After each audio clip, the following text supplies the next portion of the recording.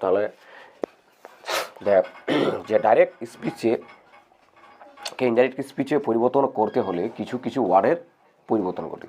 যেমন মানে কি ডাইরেক্টে স্টার্টে যদি লেখা থাকে তাহলে স্টার্টে থেকে কি হয় দ্য প্রিভিয়াস ডে অথবা দ্য ডে বিফোর।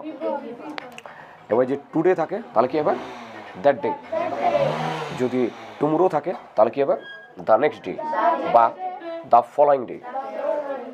তারপরে যে জাস্ট, এই জাস্ট থেকে কি হয় দেন, এগো থেকে বিফোর, নাও থেকে দেন, কাম থেকে গো, দিস থেকে দ্যাট, তারপর দিস থাকলে দোজ, আর হেয়ার থাকলে দেয়ার।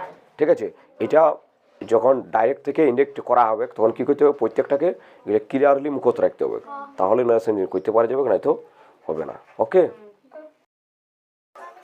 তারপরে কী আছে 11 নম্বরে, 11 নম্বরে কী আছে হায়দার, হায়দার থেকে কী হবে দায়দার। ঠিক আছে, হেন্স, হেন্স থেকে কী হবে দেন্স।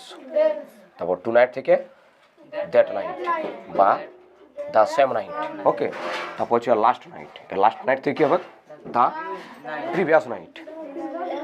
তারপর 15 নম্বর আছে নেক্সট উইক, নেক্সট উইক থেকে কী হবে দ্য ফলোয়িং উইক।